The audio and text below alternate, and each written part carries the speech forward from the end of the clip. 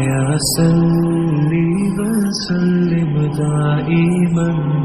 درود و سلام کی سب سے بڑی فضیلت اور خصوصیت یہ ہے کہ کثرت سے درود و سلام پڑھنے والے کو خواب یا حالت بیداری میں حضور نبی اکرم صلی اللہ علیہ وآلہ وسلم کی زیارت نصیب ہوتی ہے۔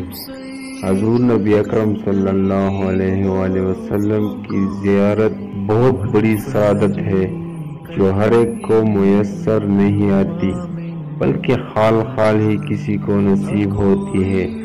حضرت ابن عباس رضی اللہ تعالی عنہ سے مروی ہے کہ حضور نبی اکرم صلی اللہ علیہ وآلہ وسلم نے فرمایا، جو مومن جمعہ کی رات 2 رکعت اس طرح پڑھے کہ ہر رکعت میں 25 مرتبہ قل هو اللہ احد یعنی سورہ اخلاص سورہ فاتحہ کے بعد پڑھے، پھر 1000 مرتبہ یہ درود پڑھے، اللہم صلی علی محمد النبی الامی، تو آنے والے جمعے سے پہلے خواب میں میری زیارت کرے گا۔